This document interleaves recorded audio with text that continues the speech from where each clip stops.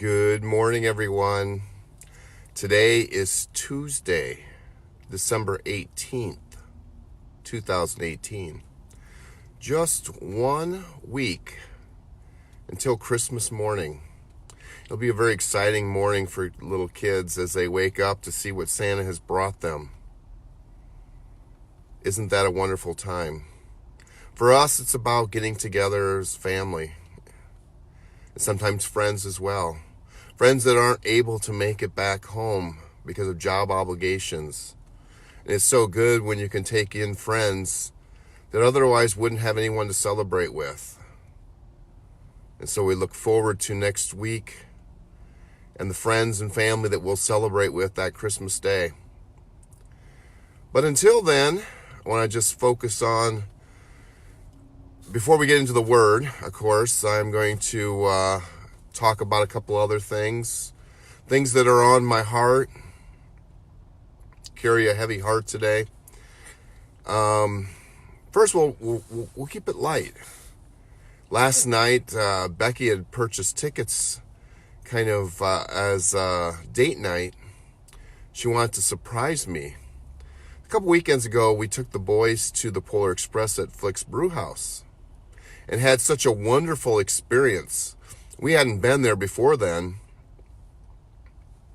And so she kind of thought that was a place where you drank beer and watched movies at like a bar setting.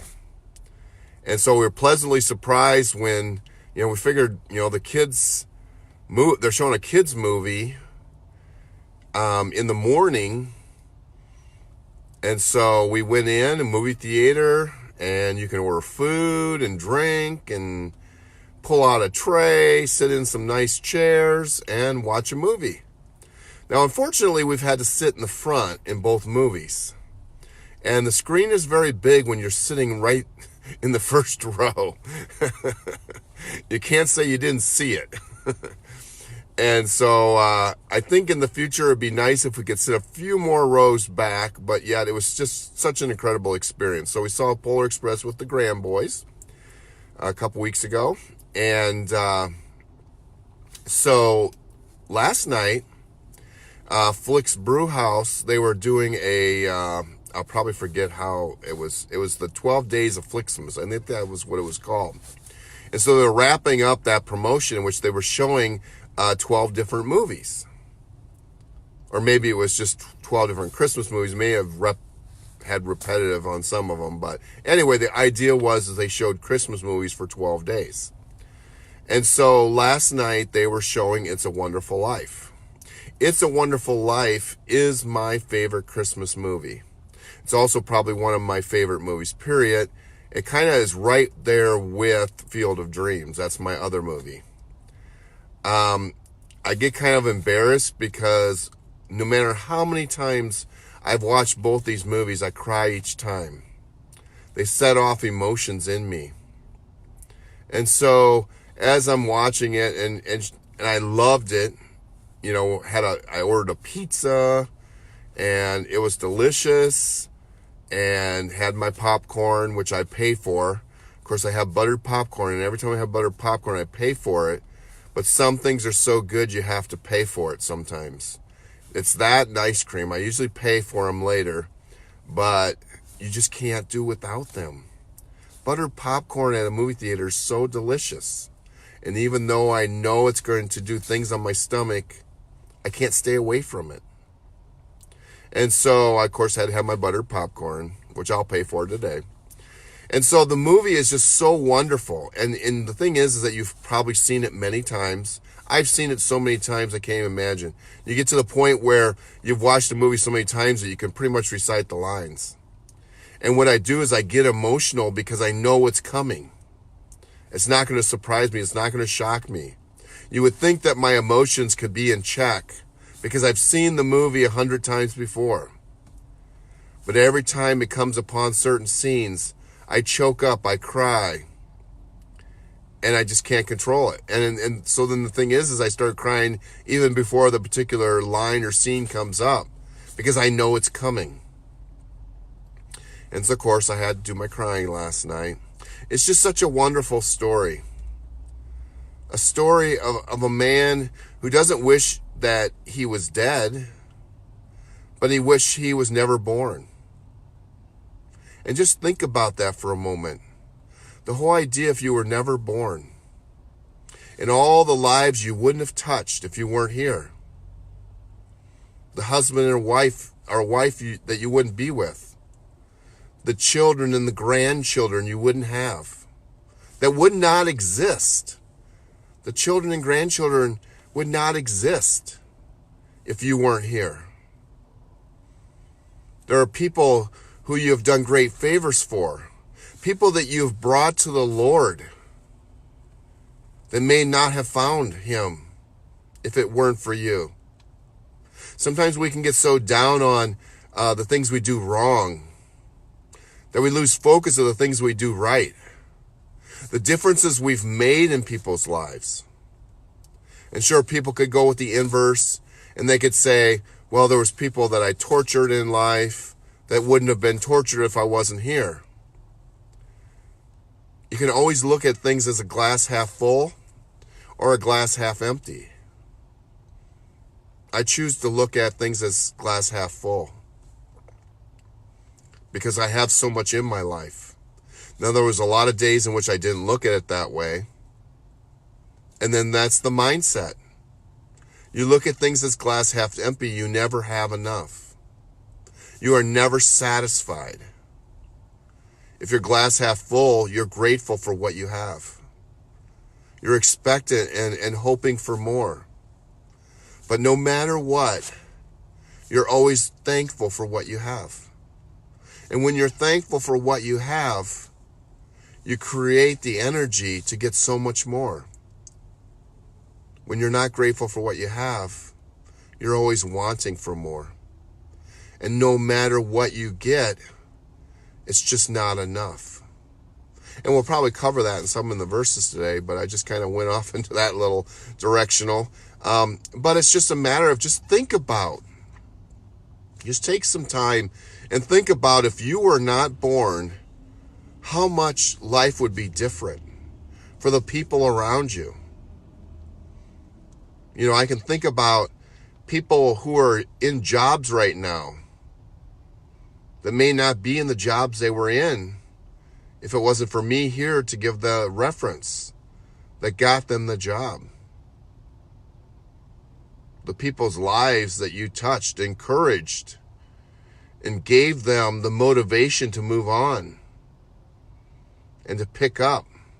And like I said before, the people that you brought to him. Because we come into people's lives, God gives us purpose. And if we're not here to make the difference in those people's lives. And who knows where they would be. And if you watch the movie, George got to see what the town looked like. The town was totally different. One man, because of one man, the whole narrative of what the town looked like was different. And sometimes we may feel like we don't make that much of a difference. But just imagine if we could go through something like George Bailey did. Perhaps maybe we could go through it in a dream one night to get a visual of what the world would look like and what our surroundings would look like if we had never been born. So be grateful.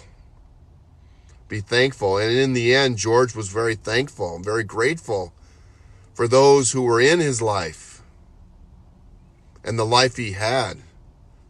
And he was willing to accept whatever consequence came upon his life. If he had to go to jail, he was fine with that because he was so very thankful for his family and for what he had. He wasn't in want at that moment. He wasn't afraid of whatever consequence would come across his life and his path and whether he had to go to jail. And the thing is that what a good example of a leader. That even though it wasn't him that lost the money, misplaced the money, it wasn't a matter of theft. It was a simple misplacement of money by his Uncle Billy. Yet he was willing to take the rap for him. He was willing to accept the consequence because he understood that he was in charge. And even though it wasn't him himself, now of course he got pretty hard with Billy there for a while, but he recognized he was at the helm and he would have to pay the price. But and that's where I get so emotional, is because in the end, it's all the people praying for him, all the people that come together at the end, all the people that he made such a difference for in their life, coming together and helping him in his time of need. Wouldn't it be a beautiful thing if we could experience something like that? But unfortunately, we don't want to go through those kind of hardships. But understand that if you were going through that hardship, the people that you have helped would be right there looking to help you in your time of need as well. So December 18th means so much to me. It makes me reflect so very much. Because December 18th is the day my little brother, I have two brothers, my little brother Junior, his name is Lawrence Brame Jr., but he was always referred to as Junior. He was born on December 18th, 1977. He would be 41 years old today if he was here. But he was taken too soon from us. He was taken from us back in 2011. I wasn't of the Lord. I wasn't of God back in 2011. But you know what? I felt things then that now I better understand. And the thing is that people can refute what I say, and they can say this isn't true, but I have, with every fiber of my body, I understand this to be truth. Because they had a baby boy that was born in May of 2010. And I'm trying not to get emotional. And I was hoping I wouldn't be. They had a little boy. They had two older girls, and then they had this little boy that was born. And so she had the baby. It was May 20th of 2010. Coincidentally, 6 months from my youngest son. Their baby was born on May 20th. My youngest son born on November 20th. Their oldest daughter, I might get these wrong. I sometimes get them switched. Their oldest daughter, I believe, is May 17th. And their youngest daughter is November 17th. And so if you take those 4 dates, they make a rectangle. The 4 of them are all connected together. May 17th, November 17th. May 20th, November 20th. It makes a perfect rectangle. The 4 of those children are all connected together. Well, anyway, she had the baby in Dubuque. Very joyous occasion. But something went terribly wrong. The baby was not doing well. So all of a sudden, they had to make a decision. Dubuque couldn't handle the situation. So they had to rush the baby to Iowa City. A hard decision that had to be made. The mother had cesarean, so she had to stay in the hospital. And so it was my brother and her father that rushed with the baby down to Iowa City. And so she was unable to spend those moments with her child in the beginning because her child was fighting for life. I don't know if I'll get to the message today, but I'll try. So they were fighting for life. He was fighting for life. So they raced down to Iowa City. And he was having heart issues. So they had him hooked up to a lot of different things tubes all over the place. I went over to Iowa City. I didn't plan on spending the night, but once I got there, I didn't even pack for anything. I just got in the car and I drove over to Iowa City. And I spent the night with him, with my brother. We had some great memories at that time. We were sitting, and I can remember it was my brother and her father and I. And once we got to overnight hours, we were in these lounging chairs, kind of tip them back as much as you can. Can't really get any sleep. Her father did fall asleep, and he was so loud in his snoring. And my brother and I, we just laughed about it. It was kind of that levity and laughter that we needed in that time. But I just remember my brother. And though we never spoke it aloud, I understood in my heart, in my mind, even though, again, I wasn't of God at that time. I wasn't going to church. I wasn't on the journey I'm on now. But yet I had some sort of an understanding back in that time in 2010 that I just felt it, that my brother was praying to God that his son would live. And he was willing to give anything. And I feel like he was even willing to give his life for his son so that his son would live. And like I said, it was never spoken. But I just feel it in everything I am that my brother traded his life for his son's life so that his son would live. So little Lawson, they named him Lawson. Perfect name for him. He had a hole in his heart. He spent a lot of time in Iowa City. He fought hard. And there was a point in which my brother went back to Dubuque. Drive back to Dubuque to pick up his wife so he could bring her down to Iowa City to be reunited with their son. And so he asked me if I would stay. And of course I would. And so him and I walked in together, and I sat with little baby Lawson. And I sat with him until Mom and Dad came back. What I didn't realize at first is that they were very supervised visits. And it was supposed to be kind of immediate family. Well, my brother got me in there. But then as I was sitting in there with him, one of the nurses questioned, why I was there. Because I was with no one else. And I said it was at the request of my brother, the father of the child. And so once I knew that should I leave, I'd not be able to come back in, I stayed there the whole time. I wasn't going to go for anything. It was so hard to see this little baby, just a few days old at that point, with all kinds of tubes, unconscious. I think they put them like in a comatose state.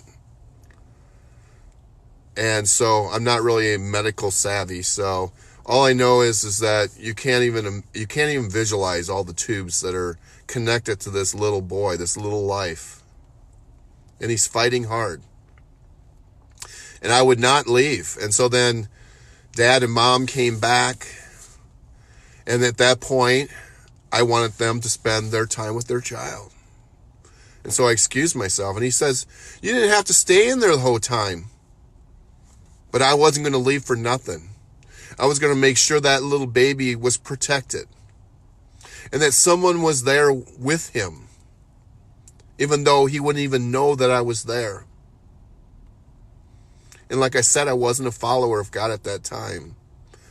But I know I did spend some time talking to him. And I perhaps was talking to God at that time as well.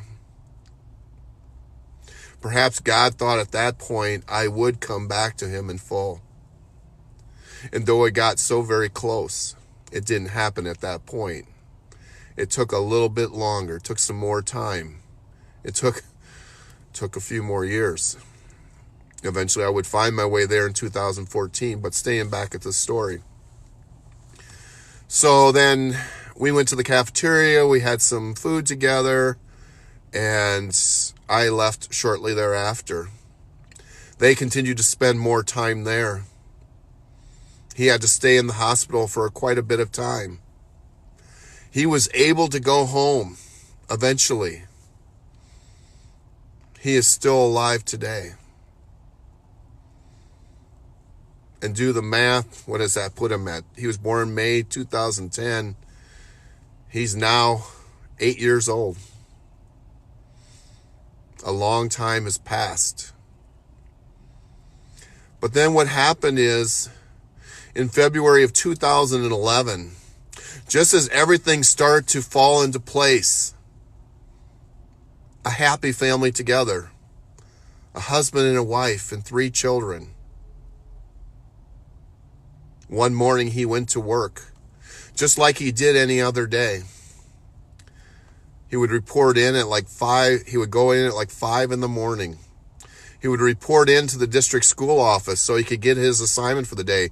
He worked 2 jobs. He wanted to take care of his wife and children, and now 3 children. He worked for the school district in Dubuque. In addition, he was also an electrician. He worked day and night. And sometimes that was probably pretty troubling on their marriage because of the fact that he was working day and night. But he knew the value of work just as our dad did. Our dad, we'll blame our dad for that. Our dad and mom worked very hard. And they instilled that in all of us kids. And so he had the work ethic of his dad, the senior.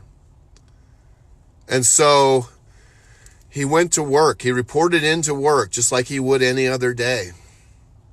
It was a very cold day. They started up the trucks in the morning because they had to move some snow. And so, of course, with trucks and really cold temperatures, there's a lot of exhaust and fumes and, smoke. And so my brother's going across the lot at the school district. He slips and he falls. And nobody knows that he did. And as one of the trucks is backing out,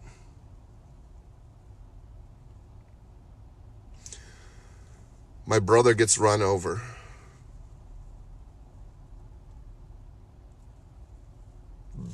The truck driver doesn't know what he's hit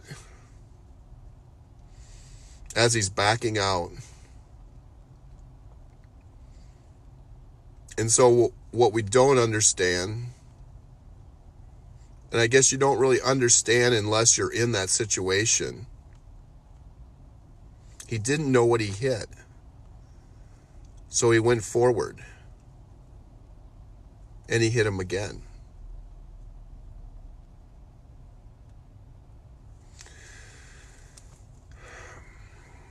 I don't know whether I should say it or not.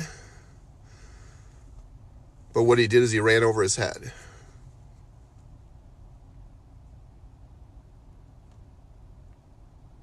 My brother died. And so, of course, they have to go and locate his wife and his mother. And I'm sorry if I'm not speaking loud enough. It's hard to say it aloud. But they come upon the scene, and they're not going to allow them to see him. And my mom could not understand that. It was hard for her to understand why she couldn't see her son. Why his wife couldn't see her husband.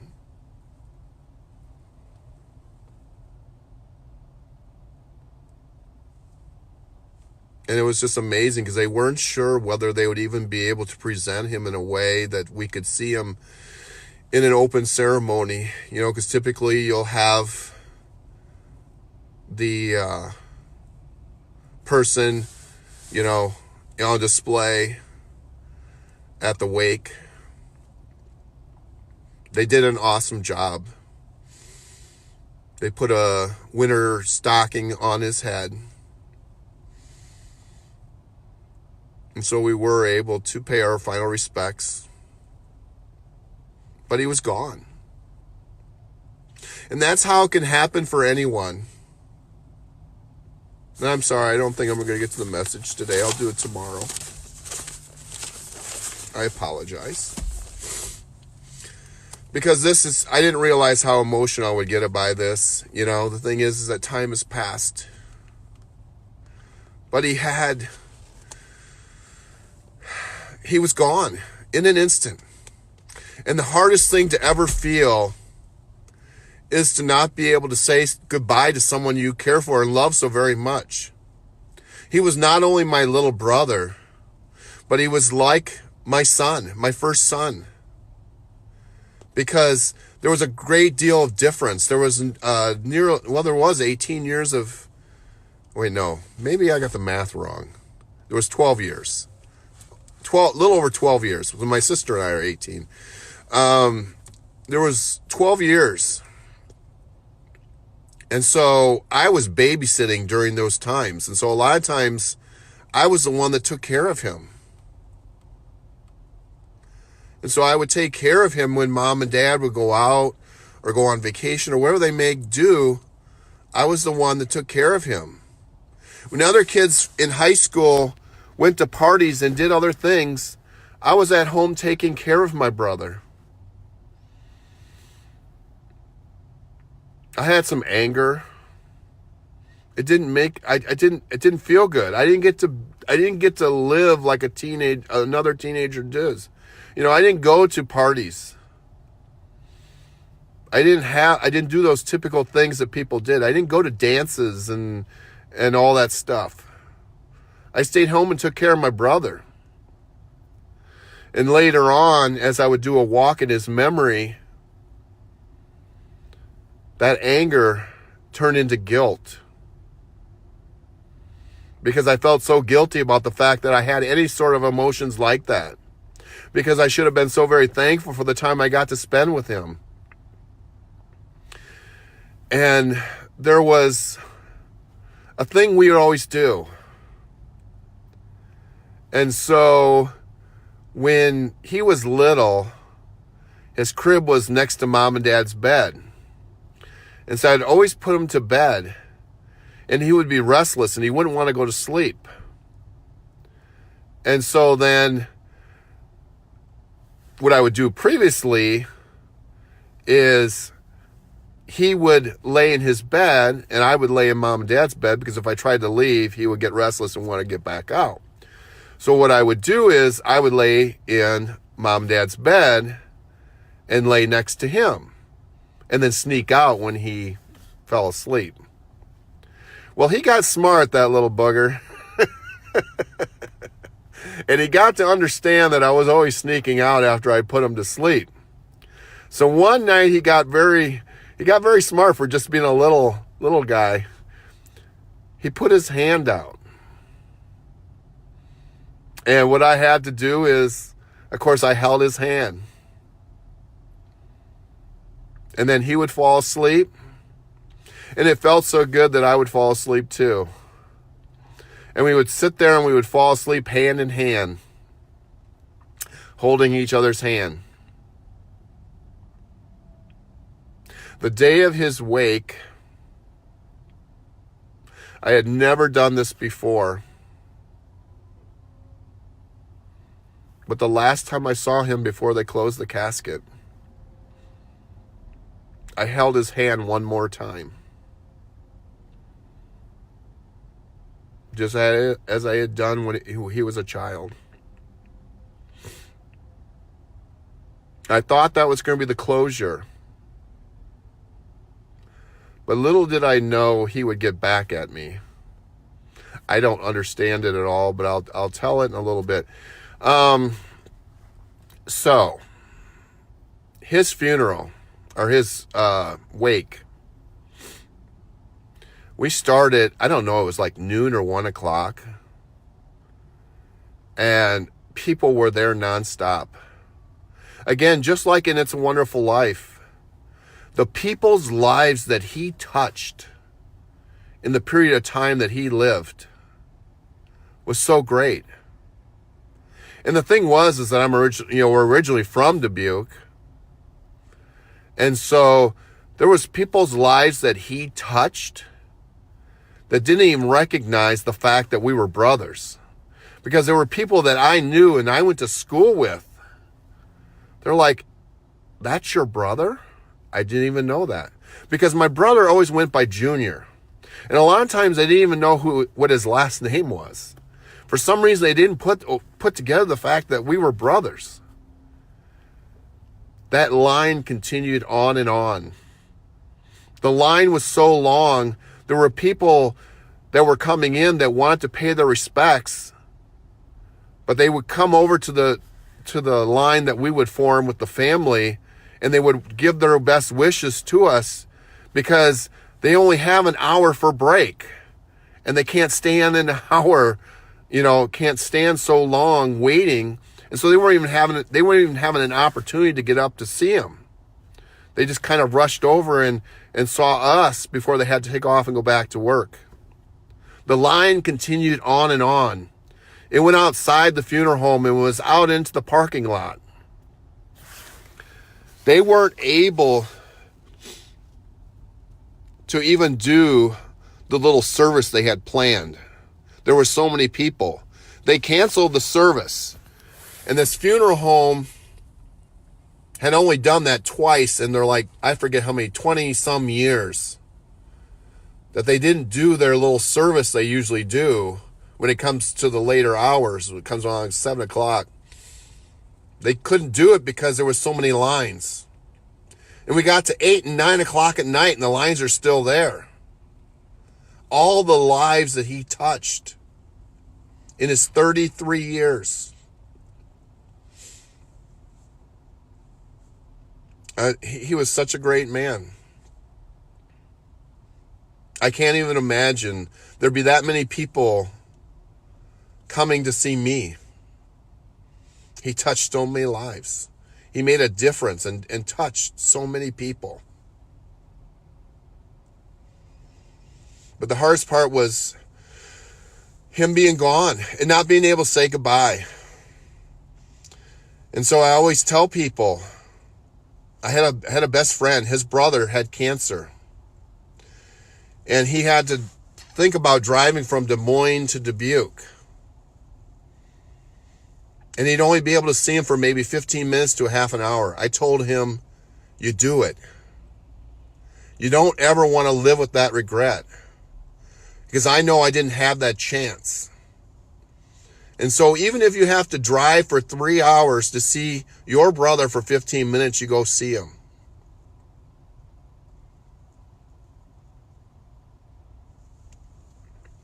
Because I know what it feels like to not be able to say goodbye. It was a hard event in my life. Like I said, I felt like I not only lost my little brother, I lost a son. He was like a son to me. And so I was on some antidepressants for a while because I was struggling with it. And then I got to a point where they had me, the medicine had me so down. It had me so lethargic. I didn't feel like my true self anymore. And after a period of time, I just had to get off of it because it wasn't who I was. And so I had to break off of them, which I did. And there was someone that was not a big fan of that because my ex felt like I should have stayed on him. But that wasn't who I was. I needed to feel who I was and not be medicated. So I do miss my brother. And he made a difference in so many lives. He gave his life for his son, just as Jesus gave his life for us. And some people can say, that didn't, you're looking at it wrong. But I know with everything I am, that night in Iowa City, I felt it. And the thing is, I didn't fully grasp it until later. But it's just, like I said, I wasn't of God at that time. I wasn't on the journey I am on now. But yet that night in Iowa City, I felt it. My brother, willing to give his life for his son, so that his son may live. Just as Jesus was willing to give his life, so that we may live. That we may come to life. And that we may be able to be reunited with the Father. And that we have a chance one day to stand in his company. And so then it was in 2014 when I finally did come around. Again, it was 3 years later that I finally came to God, and that was because of the divorce that I was going through. That finally became the death blow. It wasn't cancer. It wasn't losing my father to cancer. It wasn't even the death of my brother in 2011. It took 3 more years for me to finally come to the desperation point when I finally thought that my whole life was falling apart, that I came to God. And it was when I started going to church. And I was in Dubuque, and that's where I first started going to church, was in Dubuque. Word of Life Church in Dubuque. It was really interesting because when I was going to go, I was staying over at night at my mom's place.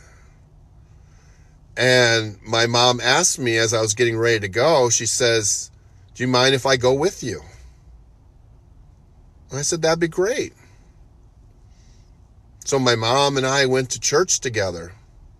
And I remembered as the pastor was talking that day, what stood out to me is he talked about Jesus and Jesus' death and Jesus dying at about the age of 33. And in that moment, I looked over at my mom and I said, it was just like Junior. Junior gave his life for his son. And then at the age of 33, he was taken back to the Father. And he meant a lot in people's lives. He worked hard. He was dedicated to his family. And I feel in the end gave his life for his son, so his son may live. And then it was weeks later, because I don't think it registered with my mom. They say sometimes you got to hear something. Some people got to hear something, up to 7 times before it finally registers. So it was some weeks later. My mom and I are at church again. And the pastor is giving his message. And he makes that reference one more time about Jesus around the age of 33. And my mom looks at me and she says, "Just like Junior." And I shook my head, yes.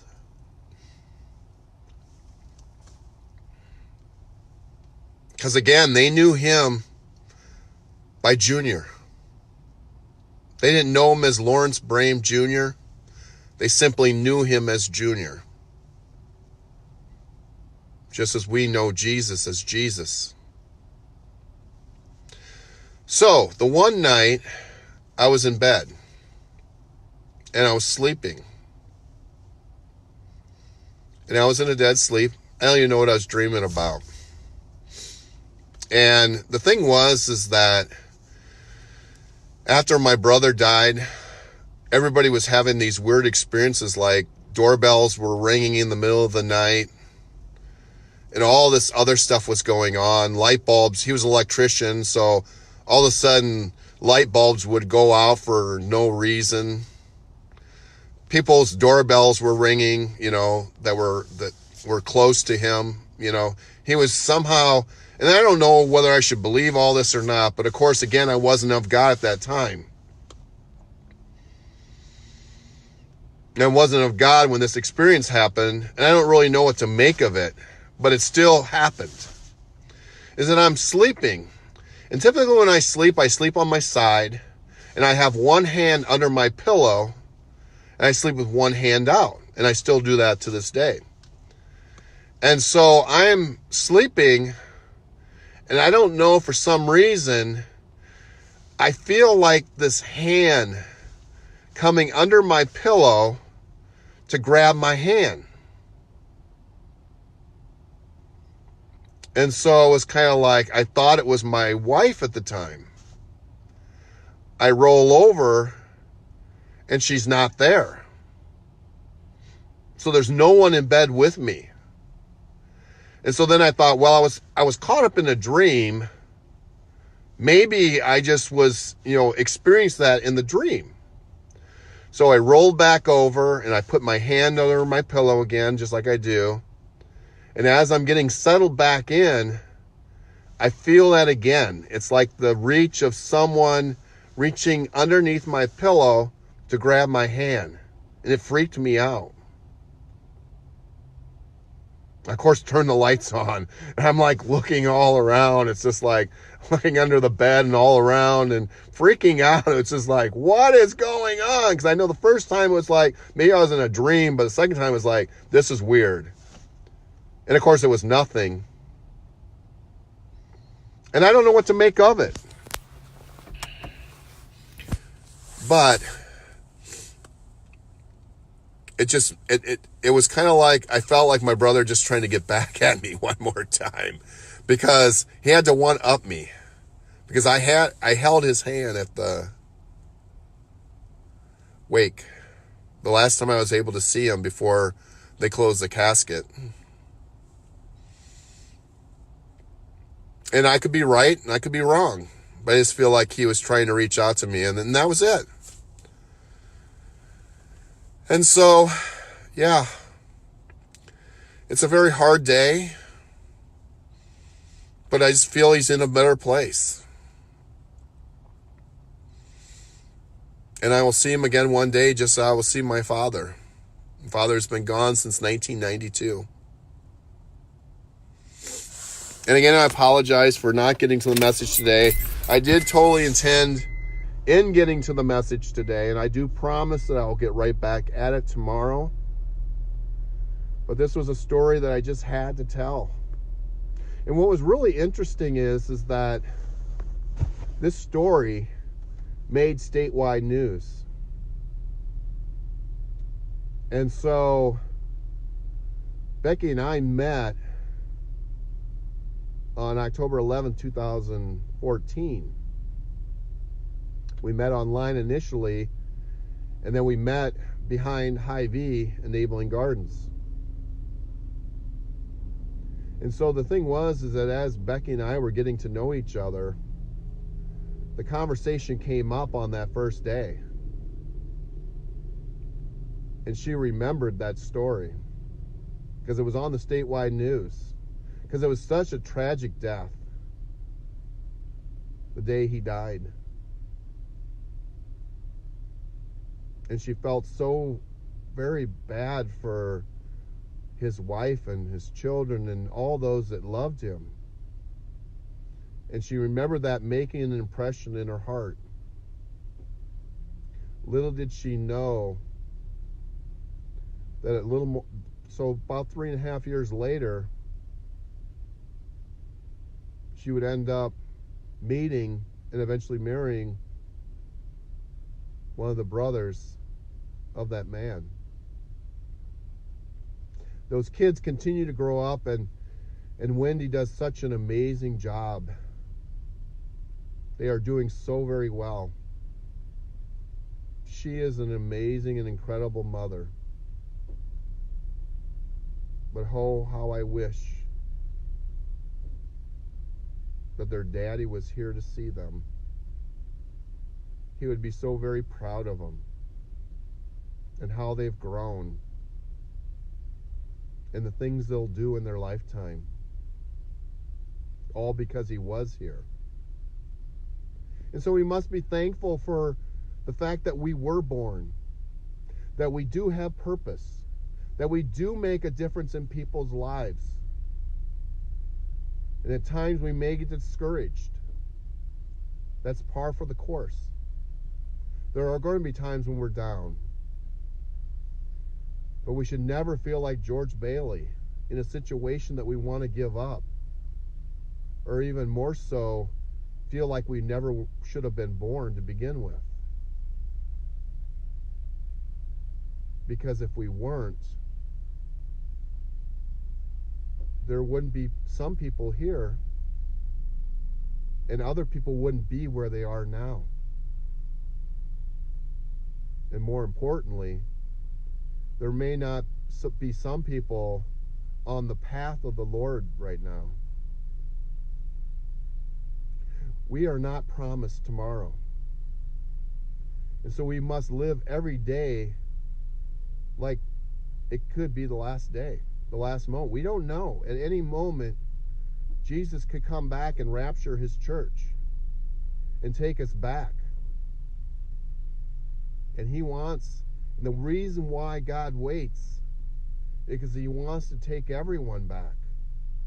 And so it must be our job to not only become saved, but find ourselves in a position in which we're trying to find ways to save others. Time is of the essence, because tomorrow is not promised.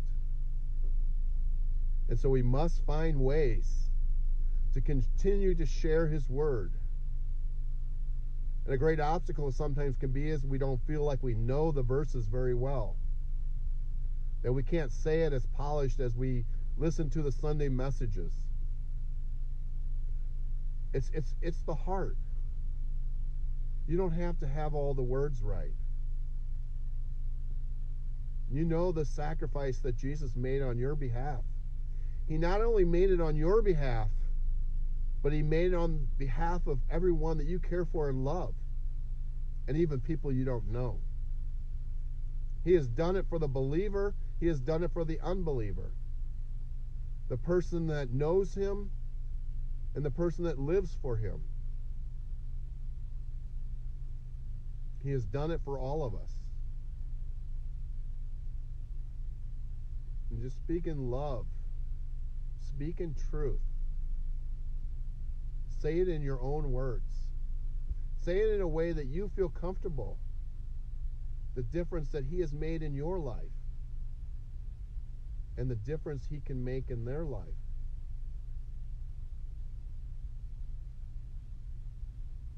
Because all of a sudden, we can be gone tomorrow.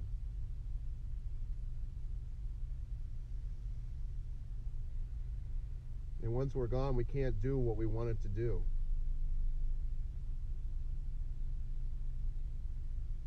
I think I'll just kind of leave it at that. We must be thankful. We must be grateful for what we do have. And not be stuck on what we don't have.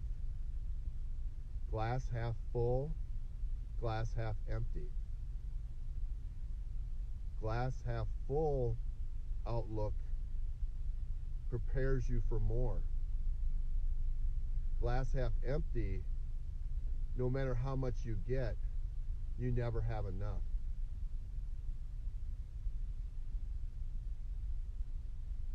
We'll see you again tomorrow. Take care. God bless. We'll see you one day, Junior. Love you so very much. You are so very missed. Happy 41st birthday. We'll see you tomorrow.